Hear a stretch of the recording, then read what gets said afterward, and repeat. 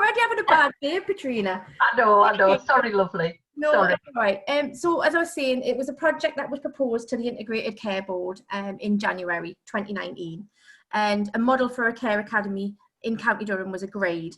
Now, alongside us, the Adult Learning Skills Service, this is being delivered in partnership with the Council's Adult and Health Services commissioning team and Adult Care Services, along with like other key partner agencies such as local clinical commissioning groups, County Durham and Darlington Foundation Trust.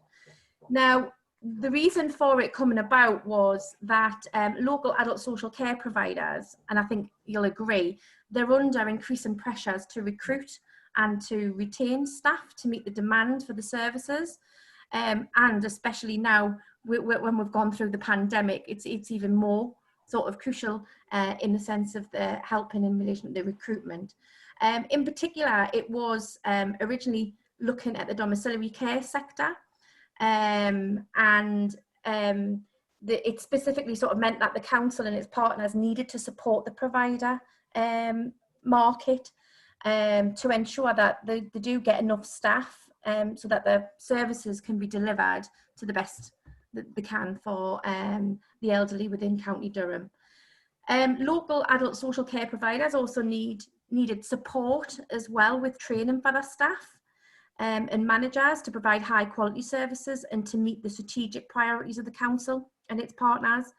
So it includes areas such as prompt hospital discharge to reduce hospital stays, hospital and care home admission avoidance, and enabling people to receive care at home. So when this was launched, it's got sort of two models. We've got a potential workforce scheme and we've got an existing workforce scheme. So I'm just going to quickly go through the journey so far. Obviously, there was talks back in the autumn in 2018 with the commissioning team about how we could sort of help with any of the training on the potential workforce scheme.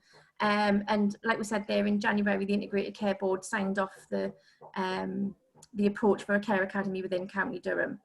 So from April to August, we started to pilot some of the approaches, and it was in particular for the potential workforce scheme. So we did things like route way into adult social care, personal assistant training, and so we did a couple of very sort of small cohorts to see how people would sort of react to it, and it was really positive. So we carried on with it throughout September.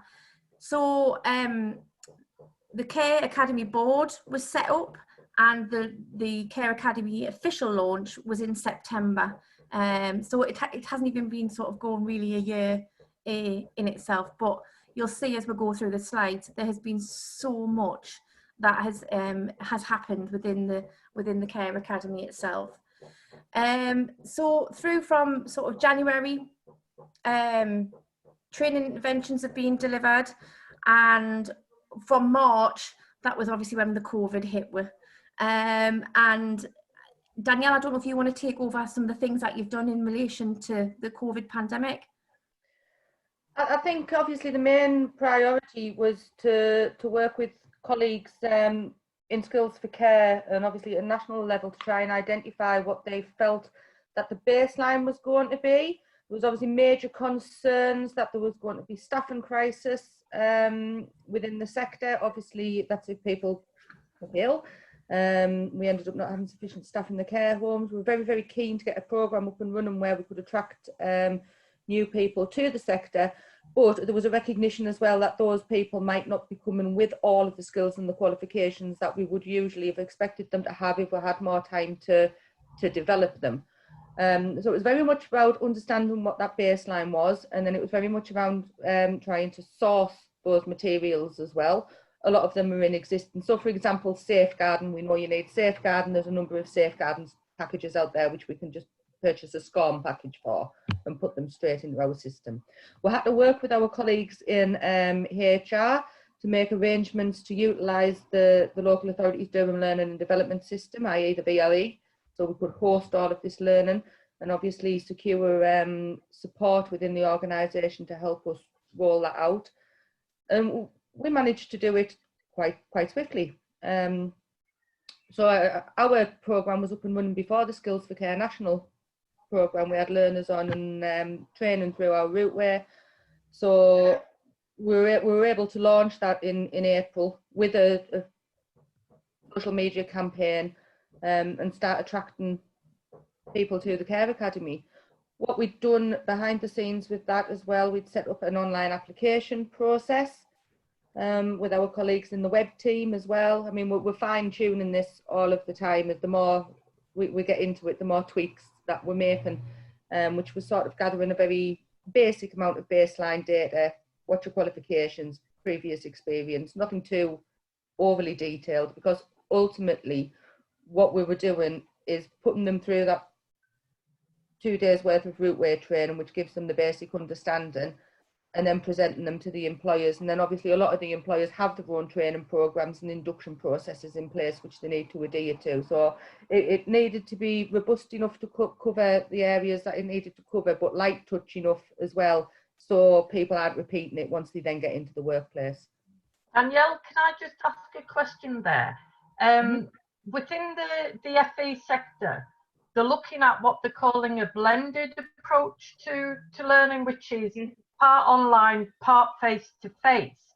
And I was wondering just how you found the learners have coped with the new learning programme, as opposed to bringing them together in like a, for want of a better term, a classroom type approach, a face-to-face approach. We've had some people who's been absolutely brilliant with it. They haven't struggled to navigate the way around it at all. They're obviously quite tech savvy. And then we've had other people who've struggled with it and have been quite daunted by it and have needed a lot more of the hand-holding. We've been very fortunate that within our team we're quite, we've been using Microsoft Teams for a long while now, so we're all pretty proficient at it. So we've been able to sort of send them links and do things virtually with them. So we've actually had to coach some learners through their actual online courses. We've had some difficulties with accessibility and functionality as well. We found that a lot of the learners are using very old browsers, and some of the e-learning packages aren't compatible with certain iOS devices and stuff like that. So we've needed to sort of tweak and get around that as well. And we've found certain ways to get around that, and we've also found alternative packages also. So that seems to be sorting itself out, but that's been another challenge as well. Which, if you were afforded more time to have to try and get this up and running, you'd have been able to tease out some of those issues. Yeah.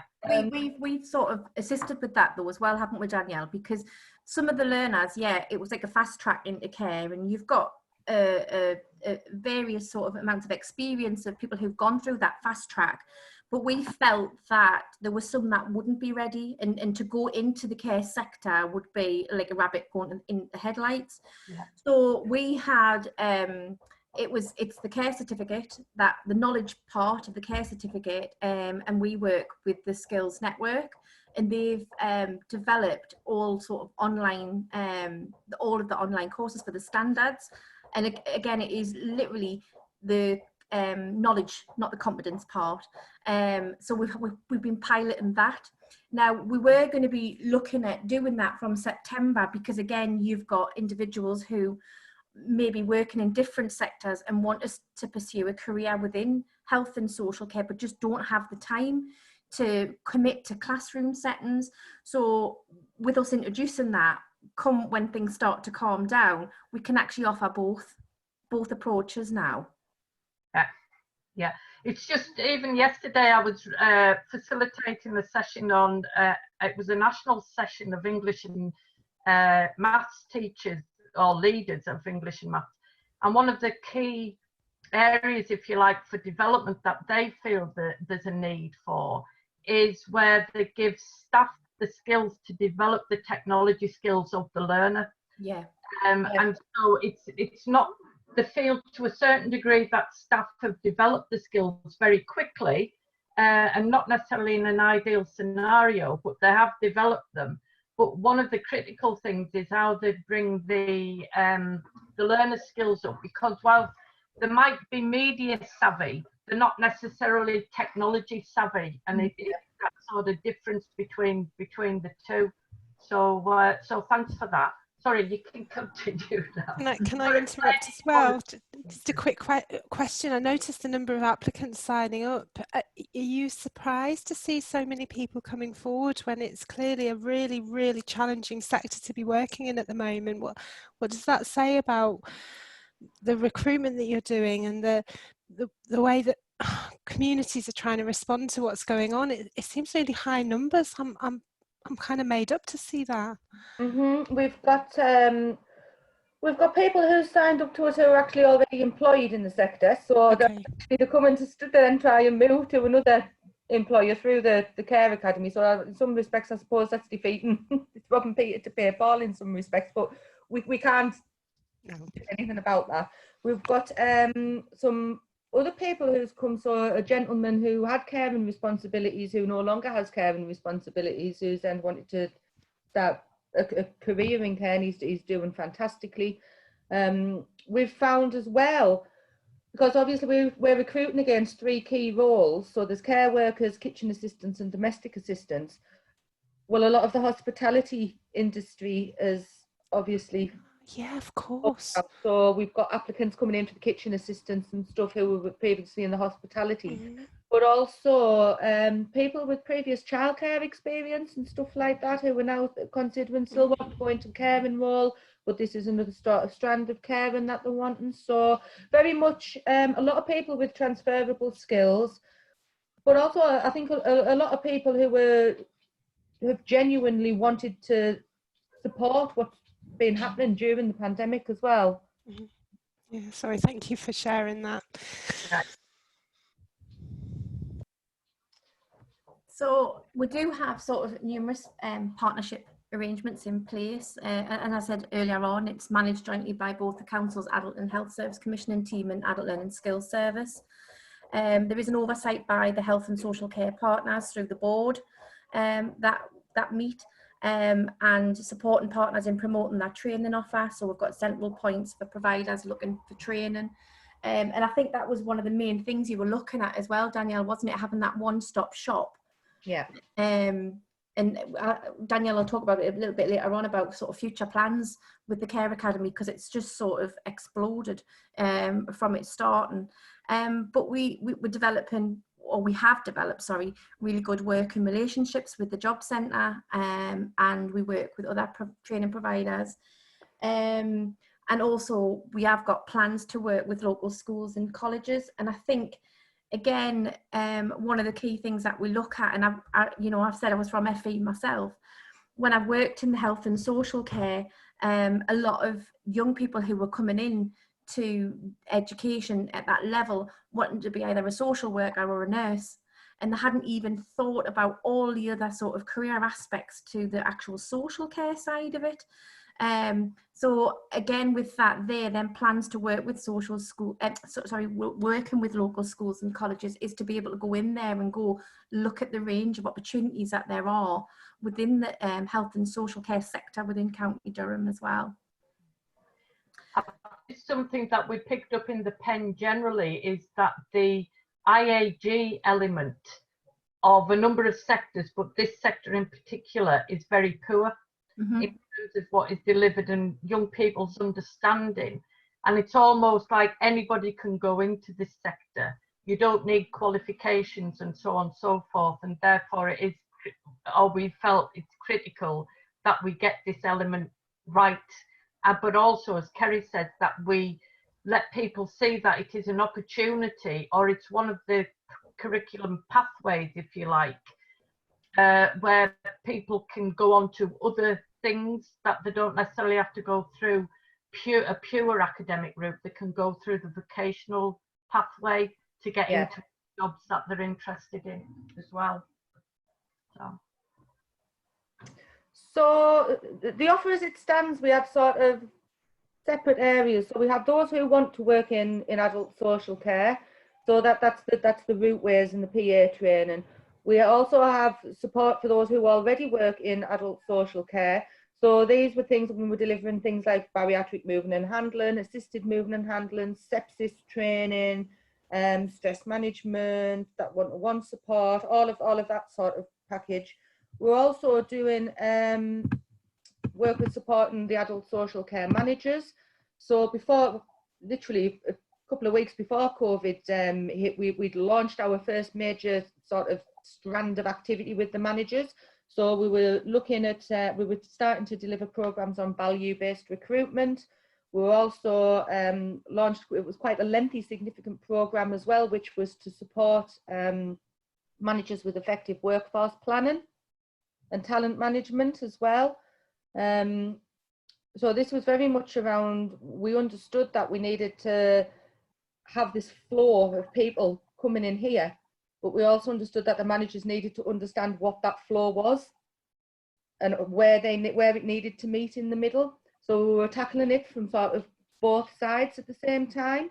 And then the idea was, at the end of the management programme, all of those 30 managers who'd participated would have a proper training needs analysis and they'd have a proper workforce plan.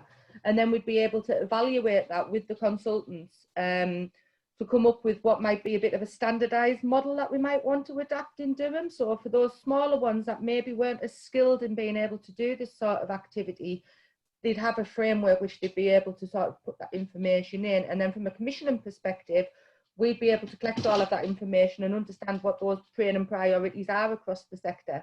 Mm-hmm. It was really trying to give us a little bit more of a timely picture of what the real needs were out on the ground.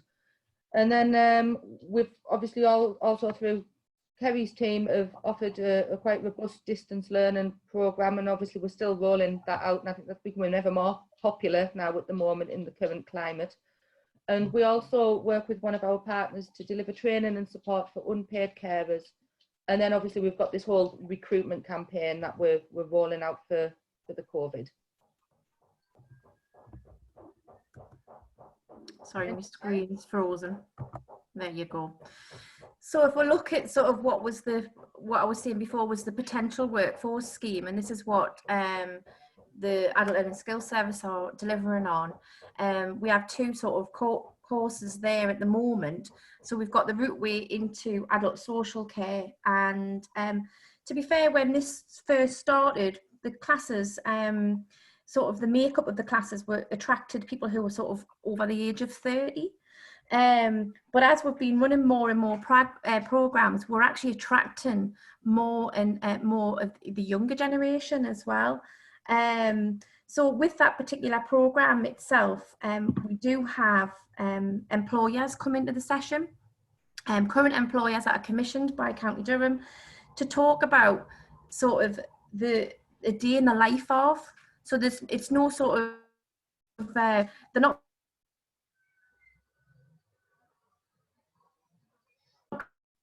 Hello.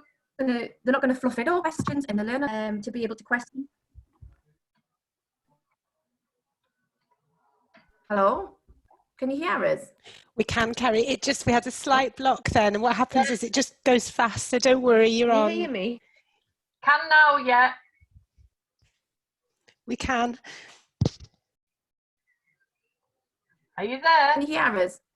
I'd say my internet connection. I can hear. Can you hear me? You're on and off. You're slightly unstable, and I don't mean that personally. Well, I think I am that as well. Okay. Talking one to another. So I don't know what you got there.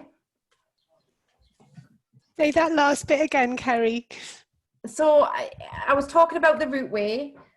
We have employers, current employers that come into the classroom setting, employers who are commissioned by County Durham, and they talk to the learners about the day in the life of, and it's every aspect, it's warts and all to look at, so that the learners are ready, really prepared to what they're going to be facing when they start working in the care industry itself. And the learners have really found it really valuable to be able to have those employers coming into the sessions itself. At the end of the programme as well, they are guaranteed an interview with one of the employers. So again, that's sort of working in partnership with the commissioning team to look at what employers are in that particular area. And if we look at sort of County Durham, it is a massive area, mostly rural area that we're looking at. So it is good that we can sort of try and identify where learners are living to be able to filter the need of what the employers are actually needing and wanting within their areas. Each learner as well, when we were talking about partnerships before, if they are over the age of 25 and unemployed, they get linked with an employment and development support worker. If they are under the age of 24, they get an officer from Durham Work. So again, we're continuously working in partnership, and that's just to give wraparound support. So when the course is finished, they're not just left. They'll continuously keep, looking at where the opportunities are for jobs and help them with the creation of CVs and application forms and that kind of thing there. So that's the route way.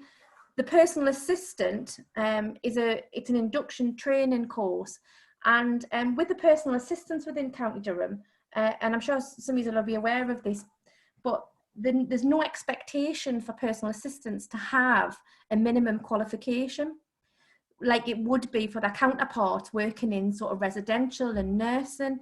So there's a lot of feeling of being undervalued.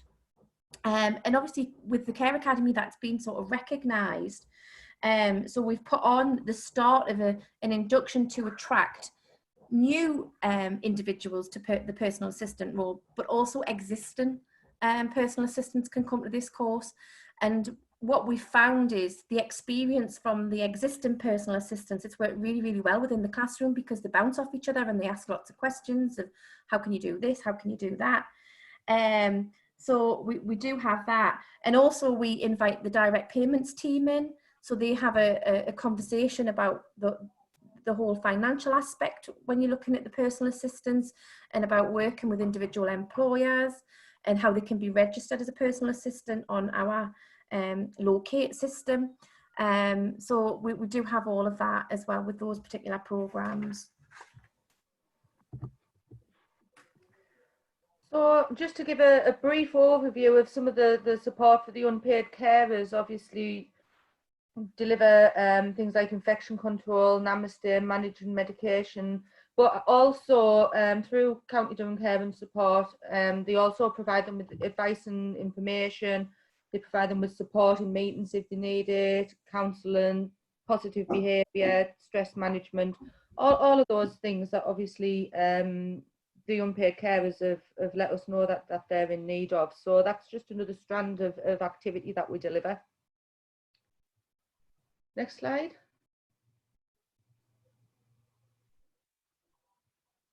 Sorry, my dog started to bark there, so I tried to get it on mute before I went. There you go. And then the support, which I mean, I touched on this earlier, the type of support that we've been providing for the managers. We've been looking at value-based recruitment, and also this Future Focus programme, which was very much around workforce planning and training needs analysis. However, we just got those launched before COVID hit. But I mean, before then as well, we'd actually set up the 2 registered managers networks in the county as well again.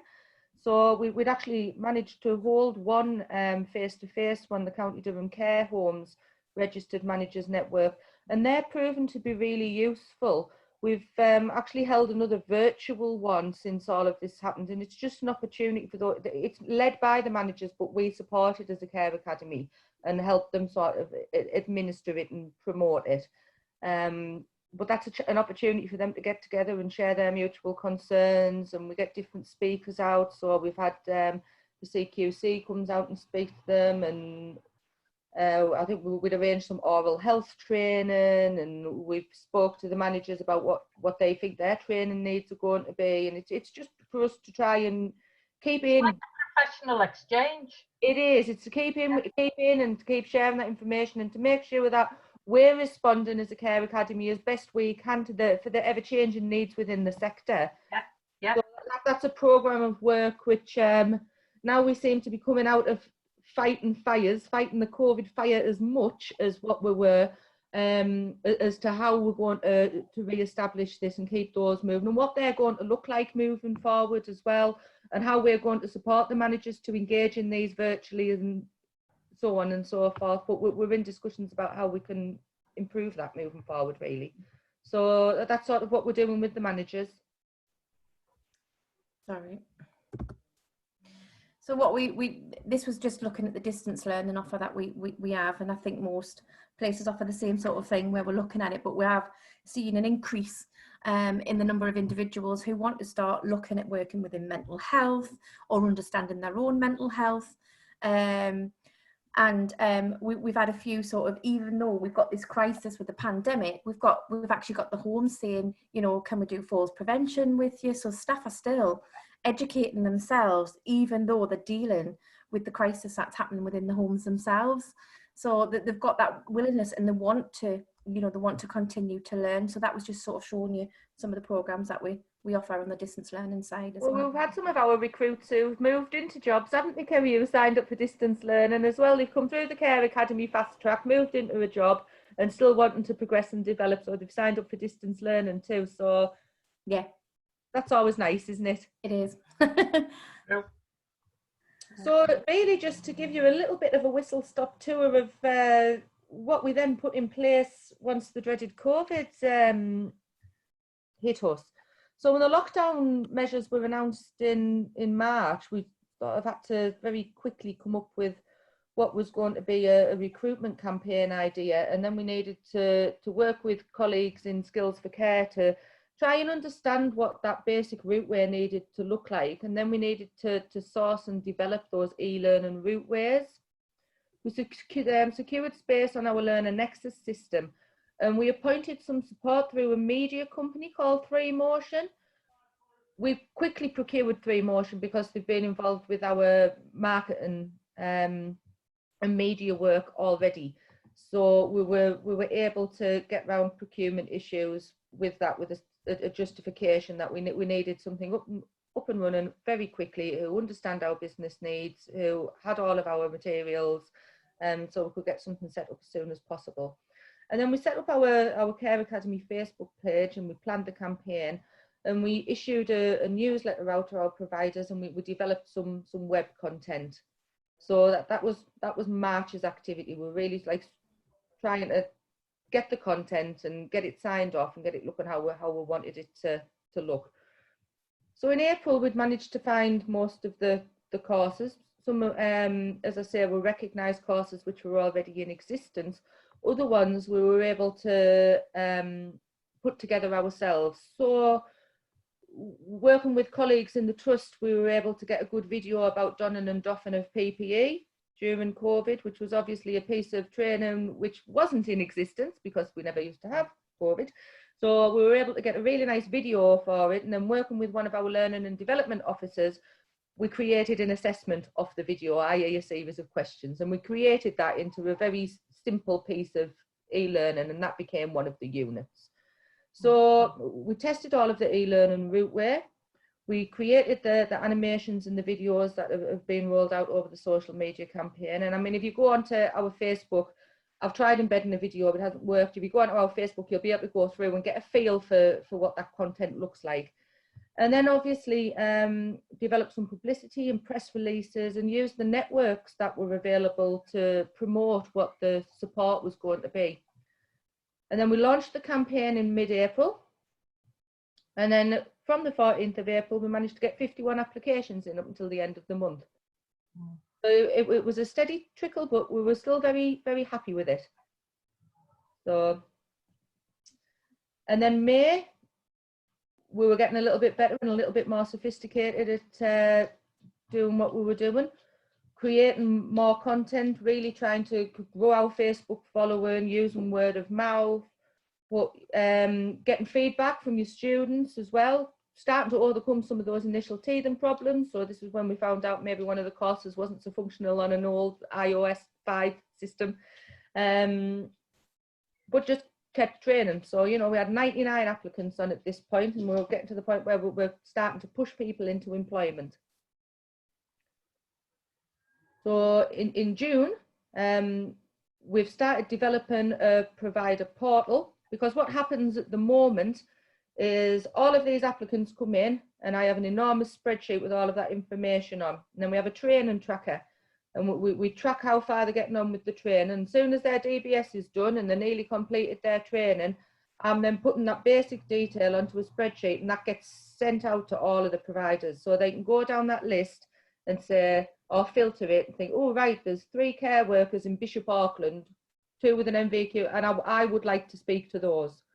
And then I send the job opportunity that they're wanting to fill to those candidates and say, are you interested? Are you happy for us to share your information with that employer? And then it's only when they've stated that they're allowed to do that or not, we then send their application to the employer, who makes contact, has the interview. And it's really taken out that whole piece of work, isn't it, for the employer to find that individual and to put the advert out and to source them. It's a bit like a care dating service in many respects. So we connect the two.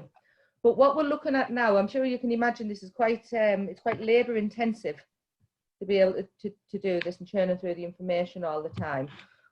We're working with our colleagues in systems to create what will be a provider portal. So providers, when it's working, will be able to go in with their own login, they'll be able to register for an account, and then they'll be able to go into the system at any time, and we just check the applications as they're coming through, and once we know that they're good to be put out to market, should we say, their application sits in the portal, minus their personal details, obviously. And then the provider can request automatically through the system, and it'll connect the two. So we're hoping that we'll have that up and running in the next couple of weeks. We're just sort of testing functionality. We've also developed a proposal for a follow-up campaign to launch in late June, because now, you know, we're starting to get real numbers into jobs, we're getting some real success stories. We're really wanting to not just push the fact that there's job opportunities out there now, we're wanting to sell the case studies, we're wanting to showcase what the Academy's done, not just to support the sector and support the employers, but also what it's meant for some of our individuals as well. We've had some lovely statements, and Kerry Vina's had some lovely ones as well, hasn't she, off the learners? Sorry, yes, I was on mute there. I said Vina's had some lovely comments off the learners as well, isn't it? And it's about really starting to promote some more the positive news. It's been very negative, hasn't it, in all of the media and COVID and all the deaths in the care homes. And I think it would be nice sort of moving forward. Actually, I'm thoroughly enjoying working in care. I'm finding it really rewarding. I've changed from this industry to this industry, and I love it so much. And so this is the next element that we're looking at. And now that restrictions have been able to be lifted slightly, sorry, I've got a dog barking now. Restrictions are able to be lifted more likely, we're able to go out and actually start filming, so we'll be able to get some footage and stuff. So we're in the midst of processing more applications and just keeping putting people into jobs and engaging with those employers as best we can, trying to understand those needs, and keep doing what we're doing, really.